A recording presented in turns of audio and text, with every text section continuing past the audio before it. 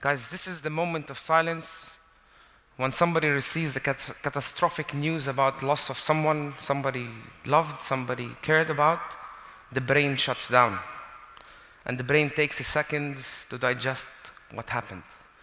The human race has evolved throughout the founding of the humans to adopt and stand back up, and life goes on. If you haven't witnessed this moment in your professional lives with cybersecurity yet, I'm here to tell you we need to adopt to such news, such bad news that could happen to our businesses, to our families, to our enterprises within cybersecurity. Why? Because these attackers are evolving day and day and day and day overnight in developing malwares every single day.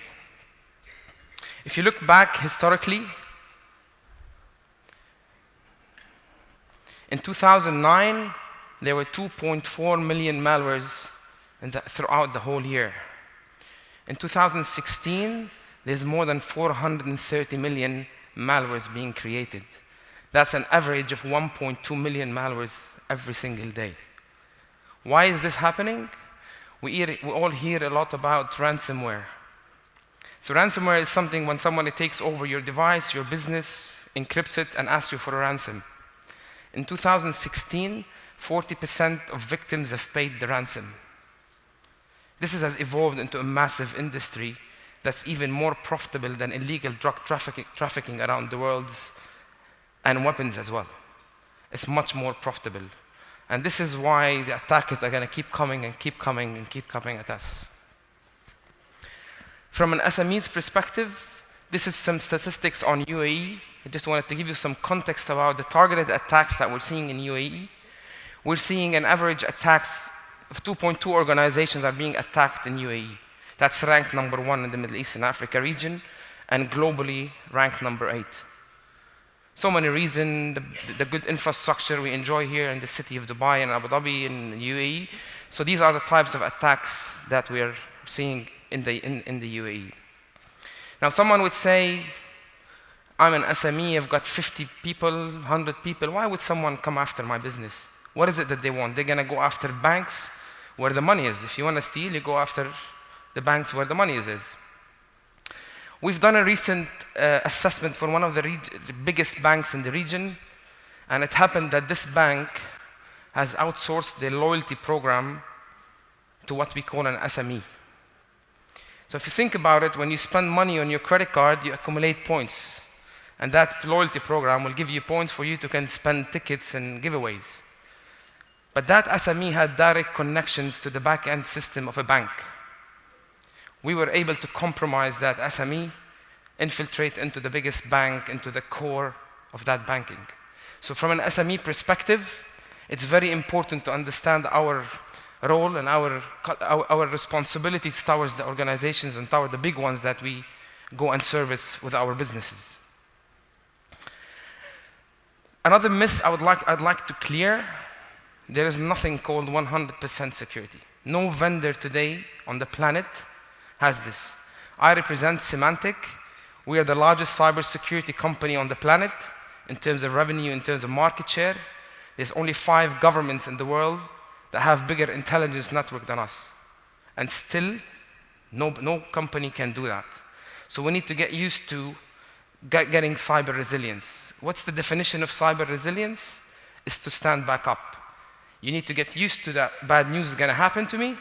How fast can I recover and stand back up?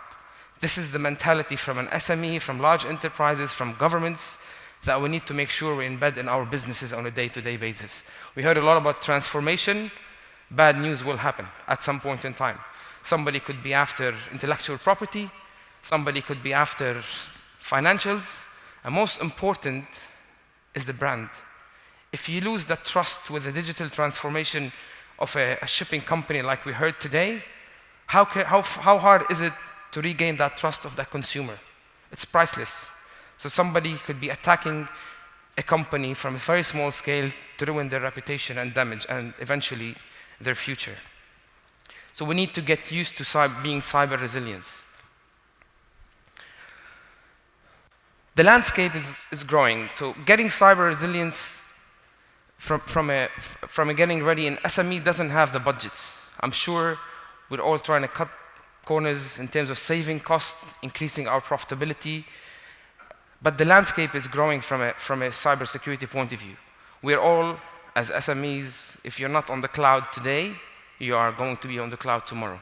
And I'm sure the majority of SMEs are already today on the cloud. So the attack surface of these attackers is growing even to go after the cloud. So this is what enterprises and small businesses do. They start investing in boxes and firewalls and all that to protect their perimeters, their building, their house. From an SME point of view, you want to push this to the cloud. A lot of these applications, I'm sure you see, are very familiar to you. Probably you're using half of them today. So these new apps are coming up. SMEs, they go and embrace these because they save cost and they save a lot of money and manpower. But what we share on the cloud, if you look at it, one document that goes on the cloud, our research says 26% of these documents are shared across clouds. So the attacker doesn't need to go through your doors or your windows. He can go and attack you right from the cloud if the credentials of a user has been stolen. Simple. Whatever technology that you invest in on-prem today means nothing to this scenario. So what I would like to leave you on today with one word. When we talk about cloud, you lose control. That is the word I'd like you to think out throughout my presentation today. We want the benefits of the cloud to save cost on the expense of control. So imagine all your intellectual property, your confidential data, what keeps your business as an advantage over competition is the data. If you lose control of that, you lost control of your business. Challenges that comes with the cloud, sometimes you have to comply for local regulations, for frauds, for banking. Again, this is the challenge that you use, and you cannot do it because you lose control. So basically, when you talk to enterprises, small or large, do you want to move everything to the cloud? There's a big dilemma here. I will move, emails and Workday, but I cannot move my critical core applications to the cloud. Why? Because they lose control. So we want to keep the benefit of it, and we want to resolve the challenges of that. At the same time, how can we do it? Just to give you a small simulation on an enterprise today, this is what we know in our industry is the control points. This is where your data is. The shipping company, we heard the gentleman talking about every car, every truck, every driver has a machine, an iPad, a PDA that has confidential information on it. So that this is not somehow connected to the empire inside your enterprise. It's on the machine, it's on the truck. And then we are using these cloud applications. So anyone can access these documents from the cloud without going through your enterprise for you to go and have control of who's accessing what. Are you authorized? Have you been cleared to use such confidential information because it's a company asset? As you can see, the picture is here, very complicated. And I'm sure you would all agree with me. We all have Dropbox, Drive.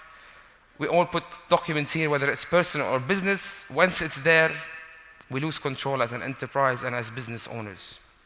So what the industry is looking for today is something what we call as cloud broker, cloud access broker that will look at everything that's going in and out of the cloud, in and out of your control points. So the traffic that goes from the cloud apps needs to go through a broker. You as business owners, you need to inspect it, apply the policies. Have you been authorized? Have I validated the person who thinks he's accessing this? And whatever incident is happening in your business also needs to be in that same place. And then we needed to open up an APIs for the industry to go and jump in through that cloud broker. So imagine if you have that cloud access security broker that have all the security controls in one place, catering for your cloud migration, cloud applications, and if you want to keep on-prem applications, you have a single pane of glass where you can control it and keep control. The last thing I would like to tell you about cloud, and that's my final statement, that cloud access security broker is available today with all the APIs that we have for all these cloud applications that we hear of them from Symantec today. And with that, I'd like to thank you.